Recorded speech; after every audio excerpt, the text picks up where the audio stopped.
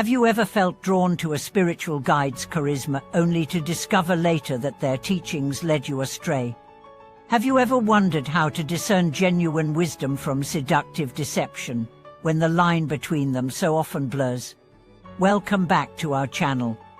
Today we explore two critical insights from Elder Shaya: that the true measure of a teacher lies not in grand promises or magnetic presence, but in the integrity of their conduct and the universal benefit of their teachings, and that each of us possesses an inner compass grounded in clarity, compassion, and discernment that can protect us from the snares of false gurus. In an age when endless online courses, motivational speakers, and self-proclaimed masters vie for our attention, the risk of being misled has never been greater. Elder Shayan reminds us that every authentic teacher exemplifies the harmony of word and deed. Their guidance uplifts rather than expulses, invites reflection rather than blind faith, and fosters genuine self-reliance rather than dependence. Conversely, false teachers often rely on sensational claims, emotional manipulation, or secretive rituals that reinforce their power over followers. From his decades of monastic experience, Elder Shayan recounts numerous encounters with individuals who mistook showmanship for spirituality. He tells of one man who, captivated by grand lectures and promises of miraculous healings, drained his life savings on esoteric courses only to emerge more confused and spiritually impoverished than before. In contrast, those who studied under humble practitioners whose days were spent in compassionate service, quiet meditation and ethical integrity found their inner lives steadily enriched, their discernment sharpened, and their confidence in their own capacity for awakening deepened. At the heart of Elder Shayan's teaching lies a simple question to pose whenever you encounter a new guy: does this person's conduct reflect the principles they profess? If a teacher advocates compassion but treats students harshly, or preaches simplicity while living in opulence, a vital disconnect is revealed. True wisdom is embodied in every action, from how the teacher responds to criticism to how they manage resources and relate to each individual who seeks their counsel. But external behavior alone is not enough. Elder Shayan emphasizes the cultivation of inner discernment through contemplative practices. By developing mindfulness, we learn to observe our own emotional responses: admiration, or fear when engaging with a teacher.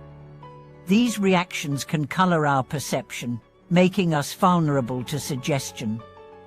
When we notice the swell of attraction or the pang of desperation, we pause, breathe, and inquire: am I following this teaching out of genuine understanding, or out of a craving to belong, to be healed, or to gain prestige? This reflective pause activates our innate wisdom, allowing us to approach every teaching with both openness and critical awareness. He further illustrates this point with the story of a group of seekers who flocked to a famed meditation master. In the early days, his guidance led them to profound insights, but over time he began charging exorbitant fees for private audiences, shaming those who questioned his methods and discouraging external reading. When one disciple gently questioned the shift, the master responded with veiled threats against the disciple's spiritual progress. Shocked, the group returned to Elder Shayan, who taught them to honor the core teachings: mindfulness, compassion, truthful speech over any personal authority. In time, they realized that their true refuge lay not in any one person, but in the timeless Dharma itself. To safeguard yourself, Elder Shayan offers 3 interwoven practices. First, maintain a principle of teachings over teacher, measuring every lesson against your own direct experience of peace, clarity, and compassion. When a teaching deepens your wisdom and reduces your suffering, it bears the imprint of authenticity. When it confuses, divides, or increases anxiety, caution is warranted. Second, cultivate a network of trustworthy peers. Spiritual growth thrives in community, and honest dialogue with fellow practitioners helps reveal blind spots. Share your experiences, ask questions, and listen as others recount their triumphs and missteps. In a supportive sangha, our collective discernment becomes a powerful shield against lone voices that promise quick fixes or secret shortcuts.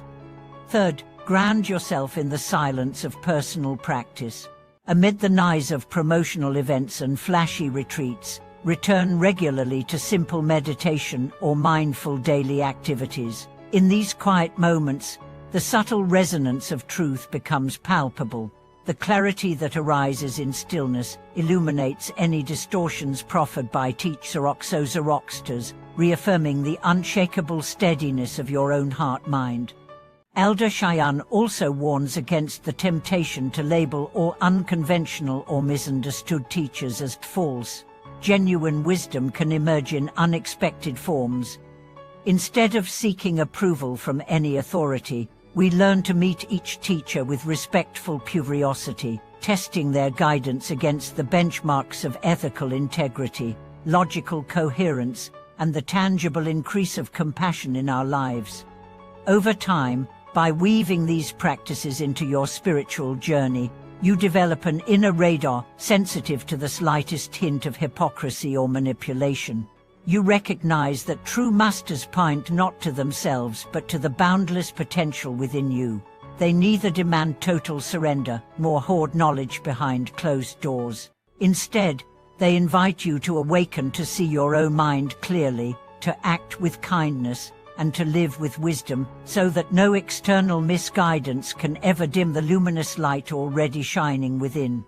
Thank you for watching this video. If these insights help you discern genuine guidance in your own path, please share your reflections and experiences in the comments below, and remember to like and subscribe to support the channel.